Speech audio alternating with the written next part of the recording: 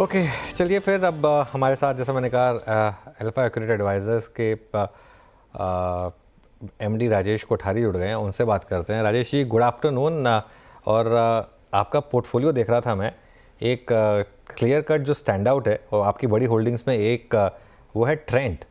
क्या आप खुद सरप्राइज्ड हैं एज एन इन्वेस्टर जिस तरीके के रिटर्न्स इसने जनरेट किए, और अब कंसिडरिंग ये इतना महंगा हो गया है स्टॉक, क्या टेम्पटेशन होती है कुछ बुक करने की? हाय अनुज।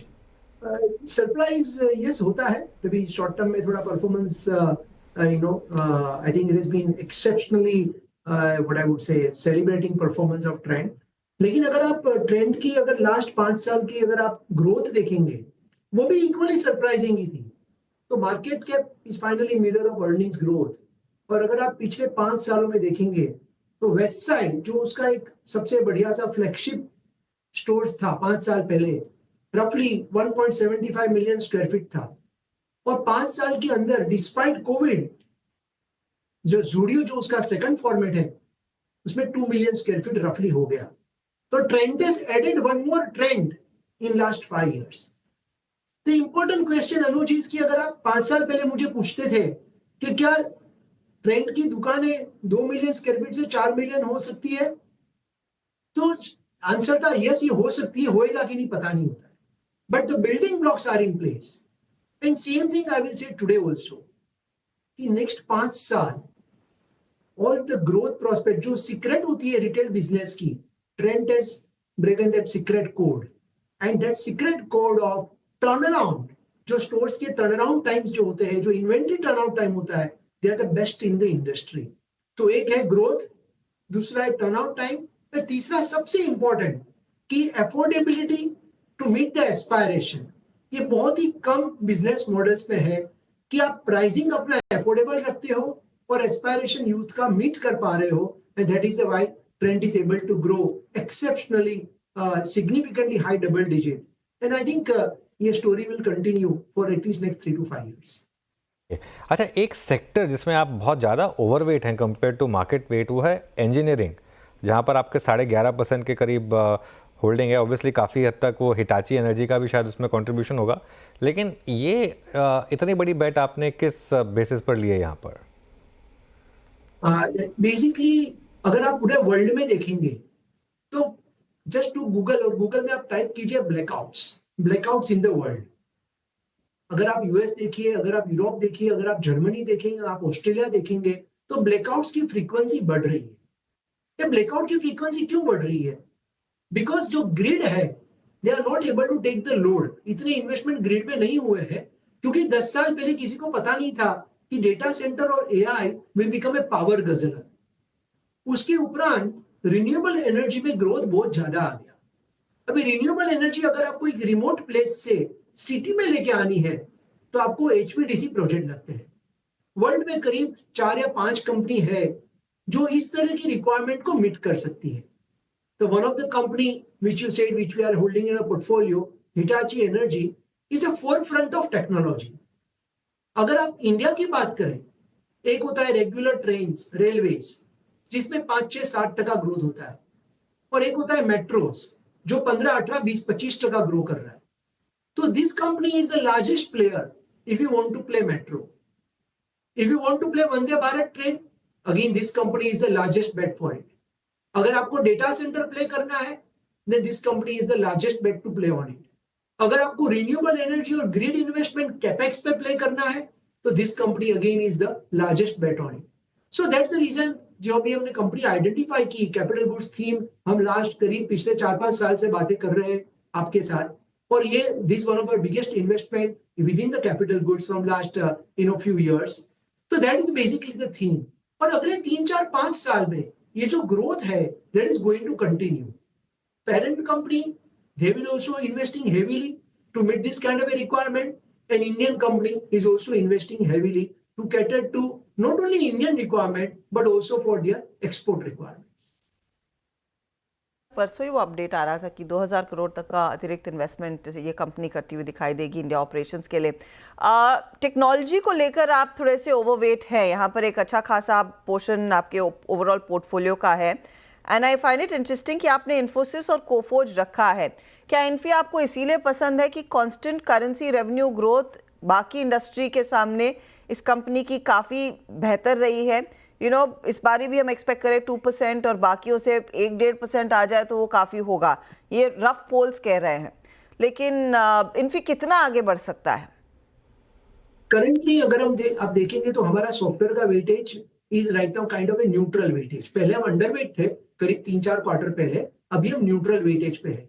तो हमें लग रहा है कि world is still grappling through some challenges, लेकिन जैसे जैसे यूएस इकोनॉमी का इंटरेस्ट रेट जब से कम होएगा, फर्स्ट रेट कट सितंबर में हुआ है, अगले नेक्स्ट 4-5 क्वार्टर में और रेट कट्स होने की संभावना है, and therefore software is linked to the US economy. तो जैसे कि यूएस इकोनॉमी में पॉजिटिव इंप्रूवमेंट आना चालू होएगा, slowly steadily IT demand, IT spending, discretionary spending वो भी बढ़ना चालू होएगा, and therefore Infosys being the largest play for that is the biggest beneficiary of it. And likewise, we have selected the companies within the IT sector which can benefit because of the significant increase over a period of time on the IT spending by the US. लेकिन currently हम लोग इसमें neutral wait पे है, over weight पे अभी तक हम नहीं गए। अच्छा, अभी जो चाइना का स्लोडाउन है और आई थिंक जो उनका सेंट्रल बैंक का जो एक्शन था उसके बाद मेटल्स में थोड़ी वॉलेटिलिटी बढ़ी, मेटल्स ने एक स्ट्रॉन्ग स्विंग लिया लेकिन उसके बाद कोलैप्स हो गया। मैं जानना ही चाहूँगा आपसे कि आप कमोडिटीज़ में क्या कर रहे हैं, केमिकल्स में, मेटल्स में कोई भी एक्सपोजर है क्या, या फिर आपका आउटलुक इस वक्त? वीरेंद्र जी, जैसे पिछले कई सालों के इंटरेक्शन में हमने कहा है कि हम कमोडिटी स्टॉक्स जनरली अवॉइड करते हैं, एंड प्रिसाइसली यही रीजन से अवॉइड करते हैं कि इसमें वॉलेटिलिटी बहुत हाई रहती है। चाइना की इकोनॉमी प्रेडिक्ट करना, यूएस के टैरिफ्स प्रेडिक्ट करना, डेली बेसिस पे करेंसी को प्रेडिक्ट करने का, ये हमारी कैपेबिलिटी नहीं है। तो इसीलिए हम पूरी कमोडिटीज अवॉइड करते हैं, हम इसमें इन्वेस्टमेंट नहीं करते हैं। एंड बहुत सारी ऐसी अपॉर्चुनिटीज है इंडिया में जहां पे बिना direct commodity play there are consumable play, those are more resilient businesses जिसमें वॉलेटिलिटी भी कम होती है और बिजनेस ग्रोथ भी बहुत ही स्ट्रांग होता है। Those are the businesses जो हमारे फर्स्ट प्रेफरेंस होते हैं। So generally we do not have any comments and any capability to predict the commodity company's earnings, and therefore we do not take any stock positions. Meanwhile market में एकदम से एक बड़ा झटका आया और निफ्टी अब करीब करीब 51 पॉइंट नीचे ट्रेड करता हुआ 24,961 पर, और बैंक निफ्टी ने वो 51,000 भी ब्रीच किया और अब 50,958 पर आया। ये क्लोज बहुत अच्छी नहीं मानी जाएगी। खैर अभी 23-24 मिनट बचे हैं तो देखते हैं किस तरीके का प्राइस एक्शन आएगा। अच्छा, आपके लिए तो पिछला एक साल काफ़ी अच्छा रहा राजेश जी। एक्चुअली MCX में भी आपकी बड़ी पोजीशनिंग है और सारे एक्सचेंजेस ने बहुत अच्छा किया है, सारे मार्केट पार्टिसिपेंट स्टॉक्स ने, और MCX एक साल में करीब 3 गुना बढ़ा है। ये क्या स्टोरी, मतलब अभी भी फुल्ली इंटैक्ट है इस तरीके की story? Anuj, God has been kind. Yes, you are right. Basically the commodity exchange, generally हमारी जो थीम है कि मार्केट साइज, मार्केट शेयर और margin of safety, 3M stock selection approach. So this company also fits into that theme. Please put a disclaimer because right now we are talking about stocks and we are holding for our clients. So this is of course the largest play, the biggest play, 90% market share है, oligopoly situation है, और जैसे जैसे Indian economy की self dependence बढ़ेगी, ऐसे ऐसे बहुत सारे commodities will again enter into as a new products for this company. So one is expansion of the product portfolio. Second is in future you might have more expiries. Third is as a manufacturer, जैसे हम आत्मनिर्भर भारत की बात करते हैं तो कोई भी कंपनी को, कोई भी इंडस्ट्रियलिस्ट को अपनी जो रिक्वायरमेंट है, चाहे वो आयरन हो, चाहे स्टील हो, बहुत सारी अलग अलग मेटल्स की रिक्वायरमेंट होती है, तो definitely we would look forward to hedge it, क्योंकि अगर हम जो भी इंपोर्ट करते हैं तो उसमें हेज करना जरूरी बन जाता है। So I think it is a very long term play, it is a very very long term thesis, and oligopoly status है, वेरी सिग्निफिकेंट टेक्नोलॉजी बेनिफिट है, एंड कंपनी का जो फोकस है पूरा from now on with the new management, the entire focus is now on growth growth growth, and we are growth oriented manager, we love growth companies, so this rightly fits into that bill.